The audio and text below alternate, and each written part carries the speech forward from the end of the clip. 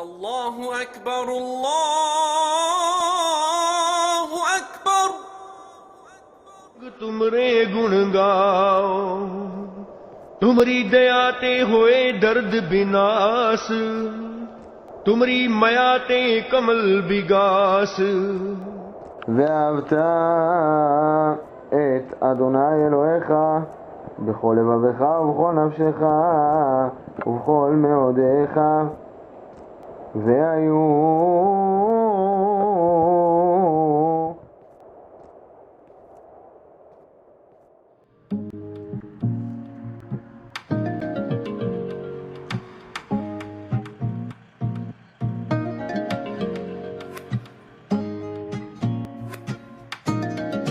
Hi, I'm Matthew. I'm from Woodmere, New York. I study computer science and philosophy, and I'm a Jew. Hello, my name is Dina Harith. People usually call me Dina. I'm from Malaysia. I will probably study in economics, but I'm not really sure yet. And I am a Muslim. Hi, I'm Manmeet Gujral. I'm an 18 from Albany, New York. I'm going to be studying computer science and economics at Dartmouth, and I am a Sikh.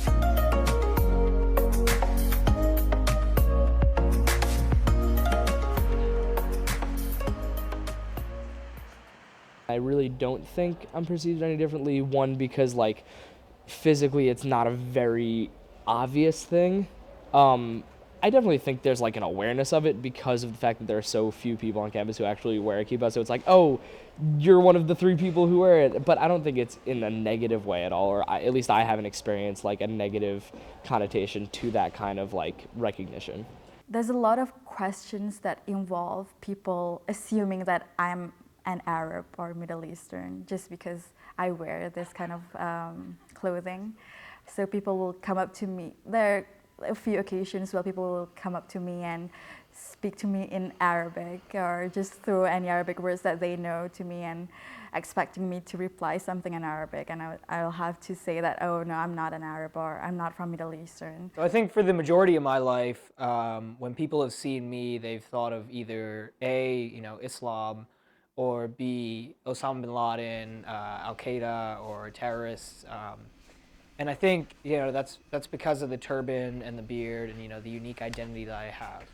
It kind of goes to say that despite the fact that I very, openly and visually practice my religion, that doesn't mean that I'm extremely, to the full extent, a practicing Sikh. Which I strive to do that at some point in my life, but I found it's not happening right now. I think it's a lot of curiosity. Like, my roommate last year had no idea what tefillin was, and I was, wrapping my tefillin in our common room, and he walked out of the bedroom in the morning, sort of took a look at me, and then, slowly backed away. I was like, don't worry, this isn't anything, harmful, and, so I really just think it's a lot of curiosity.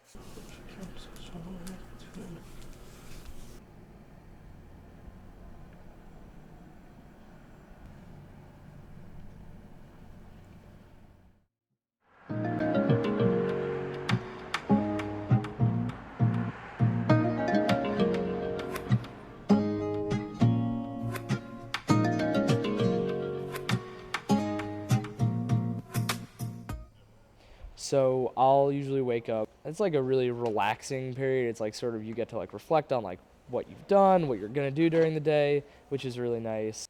מודה אני לפניך מלך חי וקיים שהחזרת בי נשמתי בכל מה רבה אמונתך. My daily life as a Muslim here, basically it consists of praying 5 times a day.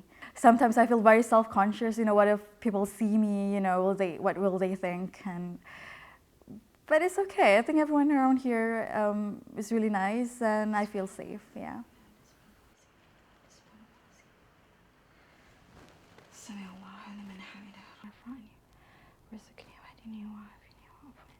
You can also always tell who a Sikh male is, who a Sikh male is, because they have this specific identity of wearing the turban and having the beard.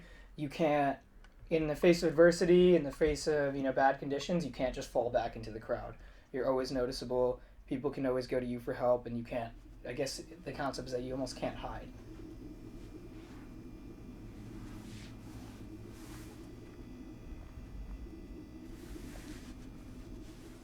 The uncut hair that I have, my beard, That's sort of what I wear.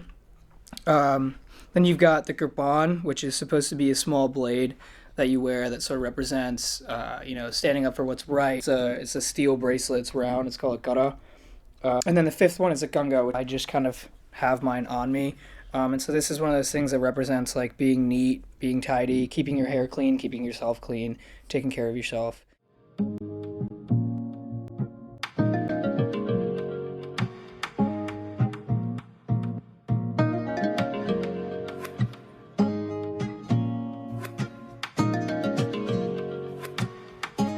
Because there isn't kosher meat or kosher dairy, I still won't eat the meat, but I'll have to eat the dairy. So it's like a sacrifice every time I want to go and have something. The administration refuses to give us kosher food that conforms to the standard of kosher that is required by both Orthodox and conservative Jews, and they say it's kosher, so it's really misleading. I came here with the expectation that there would be kosher food, and there isn't. And we've been working a few of us have been working for about 8 months to fix that. I think what's really hard about spending Ramadan here would be because it happens during the summer and because the fasting starts after the sunrise and ends after the sundown. So it's going to be a long daylight. So there isn't really a Sikh community on campus per se. If there are a lot of Sikh students on campus, we haven't really organized a group yet or made a sort of club or a community sort of like there is for other religious groups on campus. But there is a gurdwara or a Sikh temple, a Sikh group in Hanover that meets once a month on every Saturday morning, and they hold gurdwara, they hold a divan every morning. But unfortunately, I haven't been able to make any of those because it usually is coincided with rowing practices every morning. Rowing is a spiritual experience in itself, and the boathouse is a temple of sorts. All the chaos that is with me up on campus disappears as I head down to the river, and it's a time for me to sort of develop and focus on one thing and one thing only, and that is to make a boat go faster.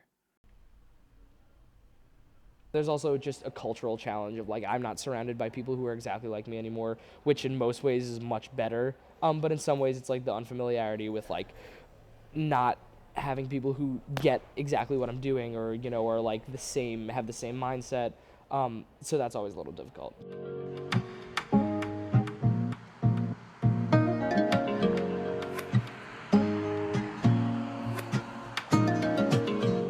I definitely think there are important things to learn culturally and religiously from Judaism that I want to incorporate into my life, just ways of conducting yourself, ways of trying to make the world around you a better place, trying to, be good to your fellow person and things like that, which I think are really important tenets of Judaism that were at least the way that those things were introduced into my life, and I think it's important to perpetuate that.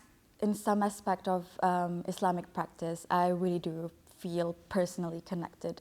I think it really provides me an escape from daily lives, just to sit down and do something. But in some other aspect, I think I'm doing it more because of it's a tradition in my family, and it is something that I would like to preserve. It is part of my identity. So I didn't show up to Dartmouth to leave as the same person. So I came to Dartmouth as a Sikh guy, and I'm certainly going to leave as a Sikh guy, but that isn't going to be what characterizes my Dartmouth experience. I came to Dartmouth to, learn, to grow as a person, to shape myself and to mold myself, and be that through my classes or through my rowing or through my fraternity service. I think what's going to characterize my Dartmouth career and what has so far has been me just trying to expand my horizons and to grow as a person. So when people at Dartmouth don't really care too much about my religion, and rather they don't ask me about my turban or my beard, and instead they ask me about the Giants game or what music I'm listening to, I don't mind that at all. And in fact, I think I like it. I think it makes Dartmouth what I want it to be.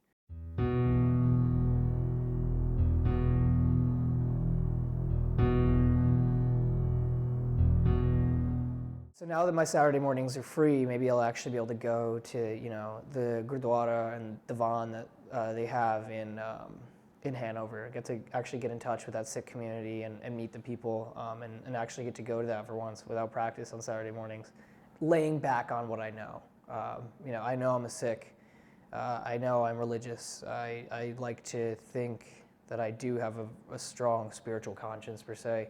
So, you know, these past few days I have found myself laying back more on that. You know, that's something I can depend on no matter what I'm doing, where I am, who I'm with. And it's a very personal thing to me.